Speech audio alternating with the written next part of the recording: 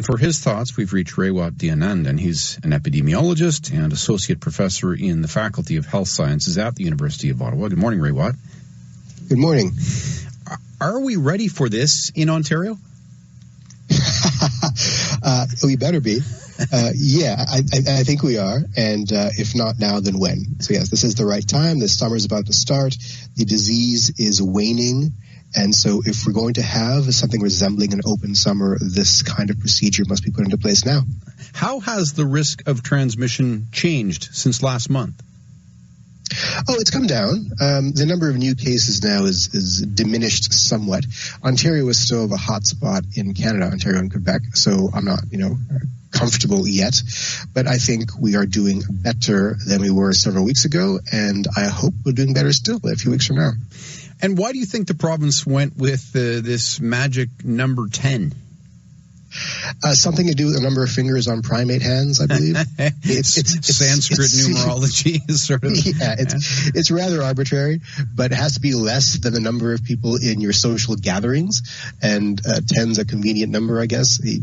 I have no reason. There's nothing in science that suggests that 10 is a special number in this instance, but it's something that people can wrap their brains around, and that's really all that matters. 9.7 or something would have been just hard to police. This is allowed anywhere in the province, including in these regions that aren't yet able to move into this stage 2. What do you make of the rationale behind that? Well, it has to be done. People are struggling. There are mental health concerns. You can't go more than a few months without touching your loved ones. So I understand the need to encourage social gatherings to some extent. And the people's tolerance for further restrictions on their movements is limited. And if we're going to avoid a second wave, we have to put into place a variety of creative procedures like this one.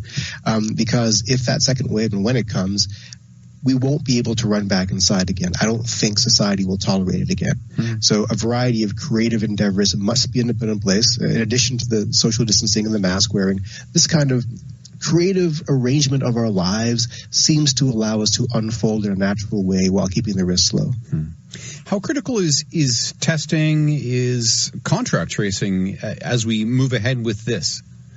It's everything.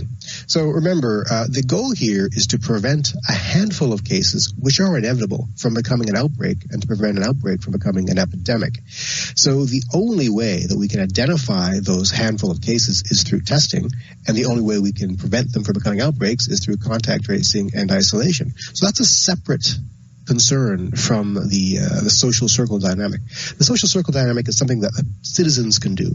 So I'm a big fan of moving partnership and responsibility from government and medical professionals back to the citizens, to give them something to do to protect themselves and to keep society safe, while government and scientists and doctors do the contact tracing and testing and stuff.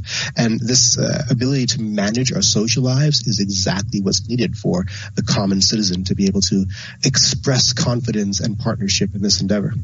I wonder about this idea of, in a sense, journaling our social lives, because I've heard of at least one bar asking for patrons to sign in so that they have a record of anyone who's been there so that they can do contact tracing if that becomes necessary.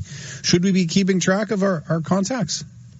Wow, that's a really interesting question. So I think as individuals, it is a responsible thing to do, either through an app or a technology that assists us or through a journal of some kind. When businesses start doing it, it gets a little, interesting, maybe even oppressive, and you start to wonder, are they doing it for marketing purposes and to keep track of an email list? I don't know. All hands on deck. The more information we have as an epidemiologist, the more I want that information to be able to help control this disease. But I understand the civil liberties implications of all of this. I understand the distrust people have of others tracking their whereabouts. So there's a delicate balance to be struck here. I just had this conversation at a kind of a distant gathering that I was at on the weekend about the similarity to Venn diagrams of these social circles. And we've got this rule now that no one is to be part of more than one circle. You're not supposed to have that shaded overlap. Do you think people will adhere to that rule, or what are the challenges going to be there? I do not think people will adhere to that rule. I don't think people fully understand what they're supposed to do, and I can't really blame them. The messaging has been a little muddled, but if enough people do it, then this works. So a lot of the modeling, that's a dirty word these days, I understand, but a lot of the modeling around the social networking suggests that if, the majority of people engage in restricting their movements to a handful of friends, then this can work quite well. Remember, this is not unnatural. There's something called homophily that we talk about in social network analysis, which is the tendency of people to only associate with a handful of other people anyway. So we're leveraging this natural tendency of people to want to know a lot of people, right? But to make it more formalized. And I think the formalization of it is what is off-putting to some people and compelling them to be a little contrarian and to expand their circles more so than they should. And that's why earlier you were advocating for giving some control back to the social extroverts who are freaking out for 3 months of isolation and need some sense of control over what's been imposed on them.